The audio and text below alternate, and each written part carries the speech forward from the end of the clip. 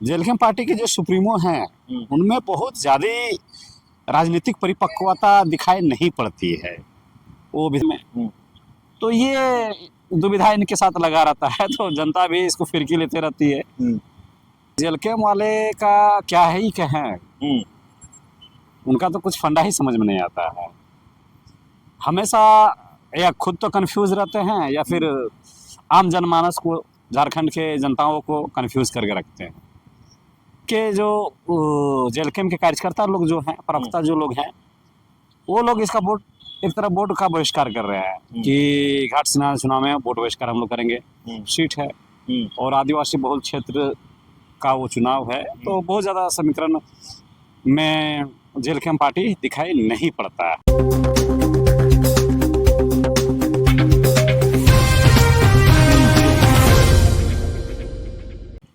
नमस्कार, जोहार।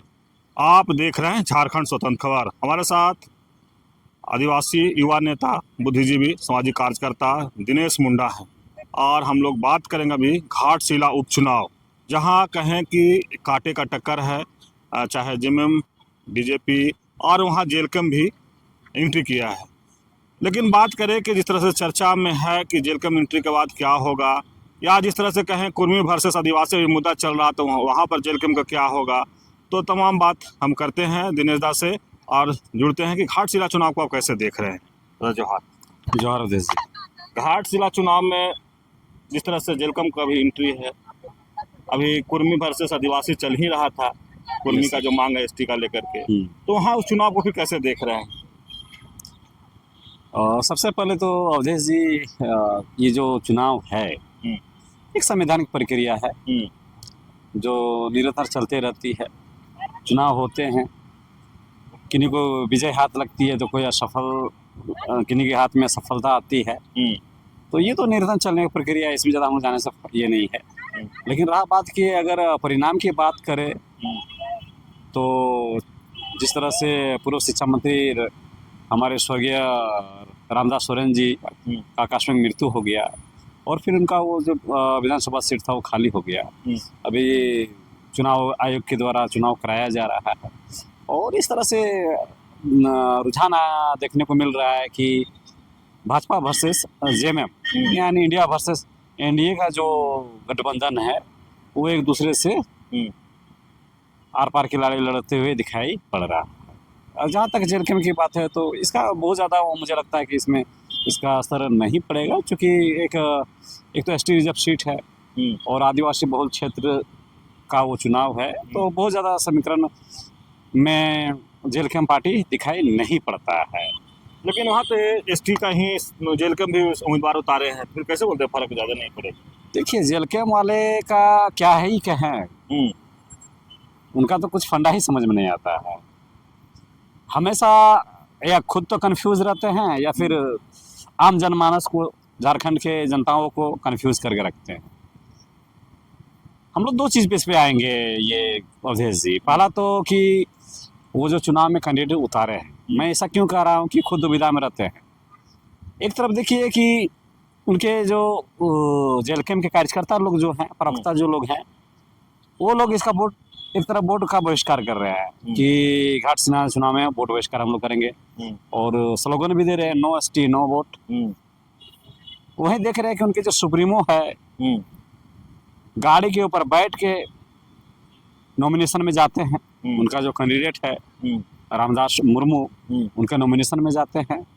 तो पता नहीं कि क्या इनके मन में चलता है, इनको खुद समझ में नहीं आता है। एक तो वोट बहिष्कार की बात करते हैं और दूसरा देखते हैं कि खूब भीड़ भी होता है नॉमिनेशन के दिन में।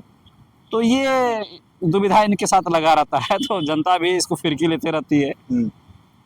और सबसे बड़ी बात है कि यहाँ पे मैं जेलखेम पार्टी का आपने जिक्र किया, तो मैं शुरू से ही इस चीज़ का चर्चा करते आया हूँ कि जेलखेम पार्टी के जो सुप्रीमो हैं उनमें बहुत ज़्यादा राजनीतिक परिपक्वता दिखाई नहीं पड़ती है।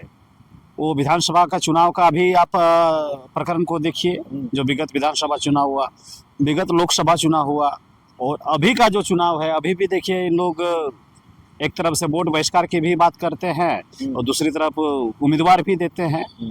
तो थोड़ा सा राजनीतिक परिपक्वता कम दिखाई देता है। हाँ, भले ये शब्दों के जादूगर हो सकते हैं, ठीक है, भावनाओं के सौदागर हो सकते हैं, या फिर उलूल जुलूल बयानबाजी करने में इनको महारत हासिल है, ये सब ये कर सकते हैं, लेकिन राजनीतिक समझ थोड़ी मुझे कम दिखाई पड़ती है।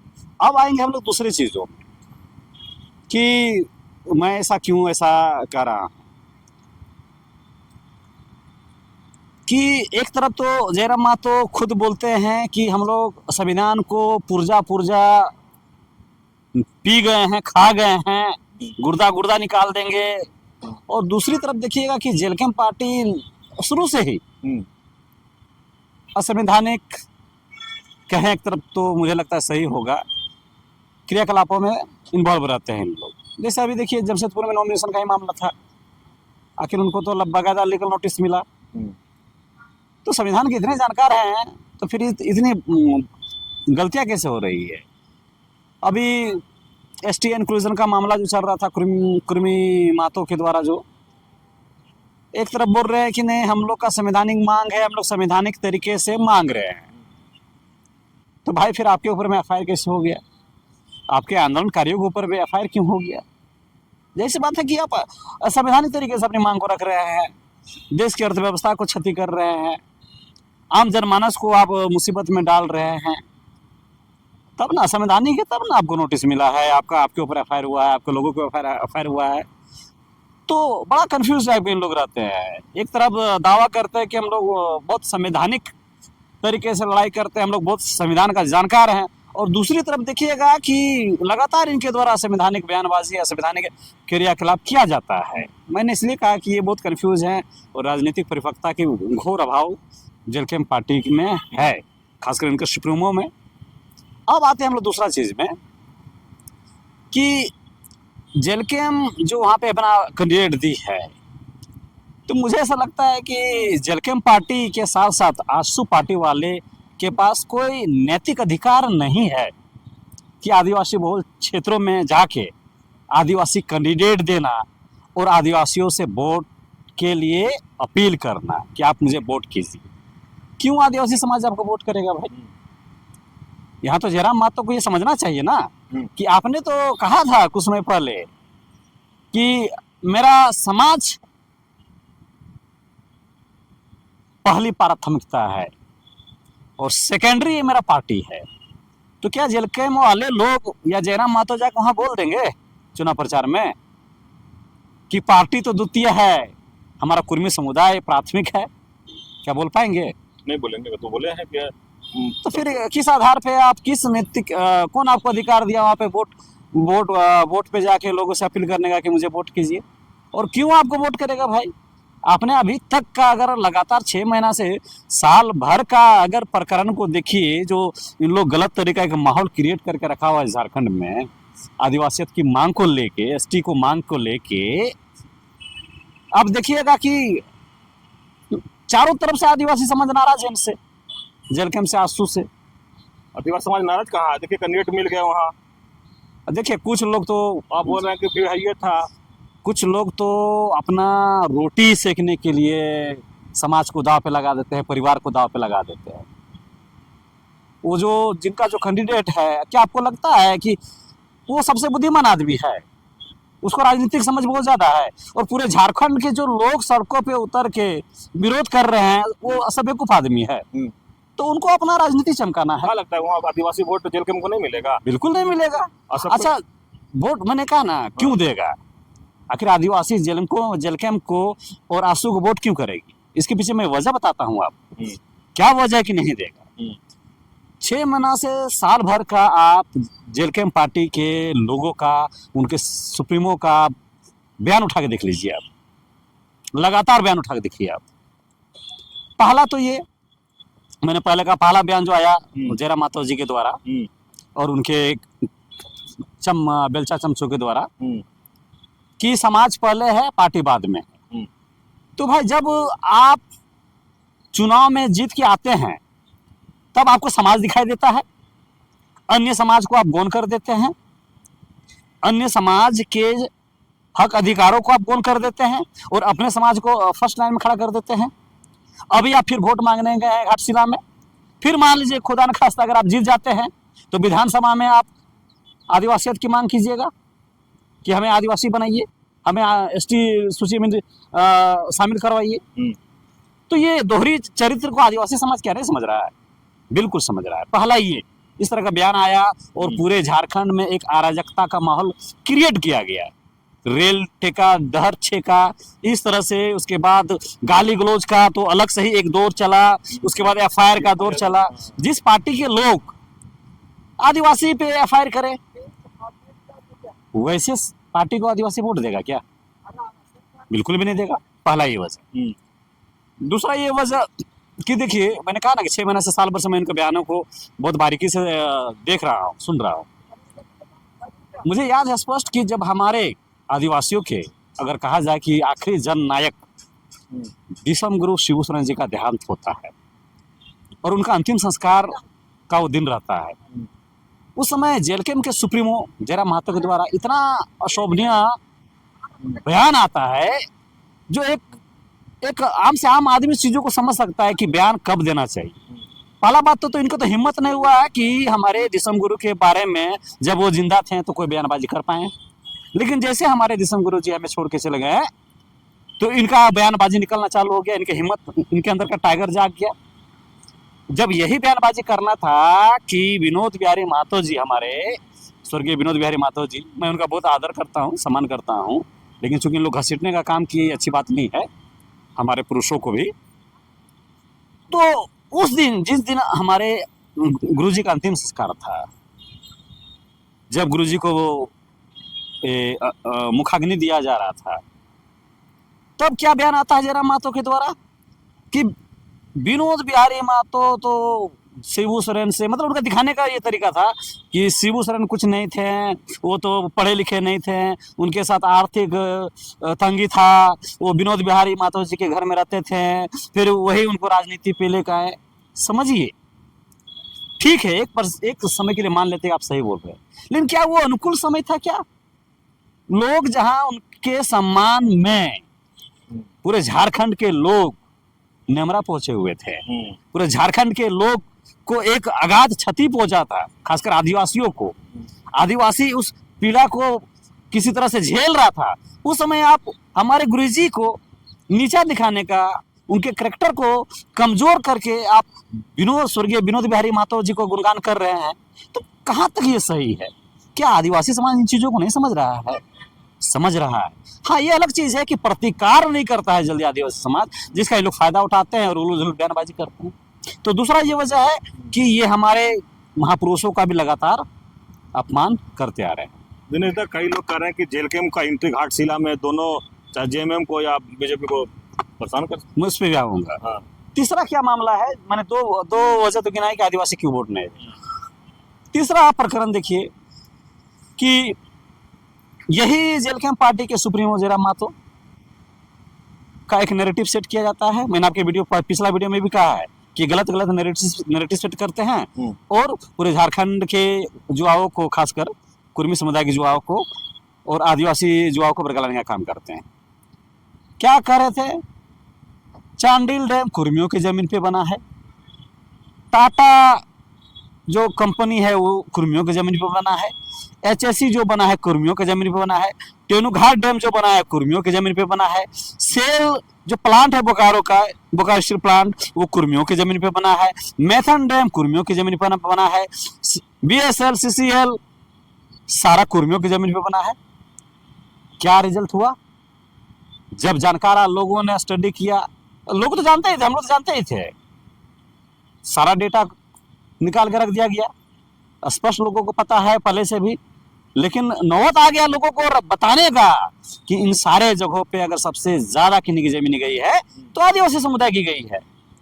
अगर सबसे ज्यादा उस चीज का दंश अगर कोई झेल रहा है तो आदिवासी समाज झेल रहा है, चाहे वो फैक्ट्री लगने के बाद पलायन का दंश हो, चाहे विस्थापन का दंश हो, चाहे अपने माए माटी से दूर जाने का दंश हो, चाहे अपना अखरा मसना खोने का दंश हो। कौन झेला भाई? आदिवासी समुदाय। तो इस तरह से नैरेटिव सेट कर वहां भी आदिवासियों को याद किए हैं, आदिवासी को नीचा दिखाने का प्रयास किए हैं। तो क्या आदिवासी समुदाय नहीं जान रहा है ना? तमाम यूट्यूबरों ने एकदम खोल के रख दिया था सारा चीजों को।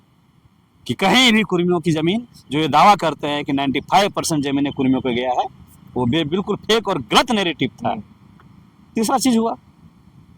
चौथा चीज ये देखिए कि कभी भी मोटा मुझे लगता है कि झारखंड निर्माण के बाद का जो पीरियड रहा है, कभी भी जेएमएम पार्टी को लेके इस तरह का गलत माहौल क्रिएट नहीं किया गया था कि जेएमएम किसकी पार्टी है। कुछ भी हो, लोग मानते थे कि मांझी महतो का ये पार्टी है, लेकिन इनके जेल के उनके सुप्रीमो का क्या बयान आता है कि जेएमएम तो कुर्मियों की पार्टी है। बताइए, जिस जेएमएम को संथालों ने, आदिवासियों ने, मूलवासियों ने, हमारे कुर्मी समुदायों ने एक तरफ से कहा जाए तो खून से सींच कर जिस पार्टी को बनाया था, आज उस पार्टी को लेके एक तरफा बयानबाजी किया जा रहा है, पोलराइजेशन करने का प्रयास किया जा रहा है कि वो कुर्मियों की पार्टी है। तो ये क्या कहीं सही है? उनको तो ज्ञात होना चाहिए ना। वो बोलते संविधान के बहुत बड़े जानकार हैं, झारखंड में हम पीएचडी कर रहे हैं। तो इस तरह का जो बचकाना बयानबाजी इनके द्वारा आता है, बचकाना तो नहीं बोलेंगे, एक तरफा बयानबाजी, जिसमें आप अपने कौम को सुपीरियर दिखाने का प्रयास करते हैं, अपने नायकों को सुपीरियर दिखाने का प्रयास करते हैं, आदिवासी नायकों को आप निम्नतर कमजोर दिखाने का प्रयास करते हैं। तो क्या आदिवासी समुदाय नहीं समझ रहा है? बिल्कुल समझ रहा है। सबको पता है कि जेएमएम को बनाने में जितनी भागीदारी हमारे स्वर्गीय विनोद बाबू का रहा है, उतना ही योगदान एके राय का भी रहा है, उतना ही योगदान दिसम गुरु शिबू सोरेन का भी रहा है। तो इस पे हवा कौन दे रहा है और क्या दिखाने के प्रयास की जा रही है कि जेएमएम में संथालों की कोई भूमिका नहीं है, जेएमएम में पार्टी को बनाने में आदिवासी को कोई भूमिका नहीं रही है। तो तमाम चीजों को आदिवासी समुदाय बहुत बारीकी से समझ रहा है और इसका जवाब तो मिल रहा है, लेकिन इन लोग को समझ नहीं आ रहा है। मुझे लगता है कि जब से मैंने होश संभाला है, ये पहला लीडर होंगे झारखंड के, जयराम महतो, जिनका इतना आलोचना हुआ है, जिनकी ये सत्ता में नहीं है फिर भी इनके इतने पुतले जलाए गए हैं। ये पहले लीडर हैं। तो इस तरह का कौन माहौल क्रिएट कर रहा है? तो आदिवासी समाज जान गया है और यही सब वजह है कि घाटशिला पे आदिवासी इनको वोट नहीं करेंगे, ये पक्का है। इसीलिए इनको ये बोल रहे हैं कि no ST no vote, vote का बहिष्कार करो। अच्छा, कितना तार्किक बात है। एक तरफ से संविधान का जानकार भी अपने को आप कहते हैं और बोलते हैं कि नहीं वोट बहिष्कार कीजिए। क्या वोट बहिष्कार करना क्या न्याय संगत है? अरे कितनी संघर्षों के बाद ये वोट करने का अधिकार हमें मिला है, तो लोग वोट नहीं करेंगे। मतलब जहां मेरा पल्ला नहीं बनेगा वहां वोट का बहिष्कार करेंगे हम, या जहां मेरा कुछ होने जाने वाला नहीं है वहां पे हम वोट बहिष्कार करेंगे। उनको पता है कि घाटशिला में ना हमारी वोटिंग प्रतिशत अच्छी है और ना ही हमारा किसी तरह का जनाधार है। बाहर से लोगों को लाकर नॉमिनेशन में भीड़ करना, सोशल मीडिया में हवाबाजी करना, झूठ का नैरेटिव सेट करना कि हम लोग जीत रहे हैं, ये सब खेल जो है अब आदिवासी मूलवासी झारखंड के लोग समझ गए हैं। इसलिए जेलकम को तो कोई वोट नहीं करने वाला है। खेल नहीं बिगाड़ रहे हैं घाटशिला में, जेएमएम बिल्कुल भी नहीं। कहाँ पे है? कितना वोटिंग प्रतिशत है उनका? क्यों बिगाड़ देंगे? खाली भोकाली, झूठ का भोकाली दिखाने से नहीं होता है। भोकाली तो दिखाए थे, विधानसभा में 71 सीट में खड़ा हुए थे और उस समय बोले थे हम लोग तो सत्ता बना रहे हैं, हम लोग तो सरकार बना रहे हैं, अगला मुख्यमंत्री जयराम महतो होगा। टाटा फिश हो गया ना। तो इनका भोकाली दिखाना, लोगों को लगता है कि भोकाली दिखा के ही सब कुछ हो जाएगा। और झारखंड में भी पता नहीं, लोगों को लगता है कि भोकाली दिखा के ही सब कुछ कर सकते हैं, जबकि उनको नहीं पता है कि राजनीति अलग चीज है, केवल भोकाली से नहीं चलने वाला है। वो तो किसी तरह टान खींच के जयराम महतो जी निकल गया और वो सही कैंडिडेट उनके अगेंस्ट में नहीं था। मुझे लगता है कि अगर बढ़िया कोई कैंडिडेट होता तो हमको लगता है बुरी तरह से हार जाते वो। भाई आप किसके खिलाफ वहां खड़ा हुए थे? ऐसे कैंडिडेट है जो आपके खिलाफ जवाब तक नहीं दे पा रहे हैं, कैंपेनिंग में आपका विरोध नहीं कर पा रहे हैं, तो वहां से खड़ा हो गए और आप जीत गए अभी ठेल ढकेल के और बोल रहे हैं कि नहीं हम विधायक है। वो तो हार जाते तो वो मुंह दिखाने लायक कहीं नहीं रहते। लेकिन खैर ठीक है, संवैधानिक प्रक्रिया है, हार जीत लगी रहती है। तो ये हाल है। आप सुन रहे थे दिनेश मुंडा की बात। हम लोग घाटशिला उपचुनाव से बात शुरू किए थे, लेकिन जिस तरह से जेल कैंप के सुप्रीमो जयराम महतो पर अपनी बात को रखे कि जिस तरह से भौकाली करते हैं, जिस तरह से कहते हैं कि एसटी वोट बहिष्कार करो और फिर वहीं पर चुनाव अपना कैंडिडेट खड़ा करते हैं, और जिस कैंडिडेट को खड़ा करते हैं वो एसटी कैंडिडेट पर भी अपनी बात को रखे कि जिस तरह से उन लोग समाज का जिस तरह से करते हैं उस पर भी अपनी बातों को रखें। लेकिन कह रहे हैं कि जिस तरह से लगातार जयराम महतो एसटी की जो मांग था, या कई बार ऐसे भी बयान आता है उनका कि आदिवासी समाज उनको वोट देने वाले नहीं है। तो इस तरह खबर को देखने के लिए आप झारखंड स्वतंत्र खबर जुड़े रहिए। जोहार, नमस्कार।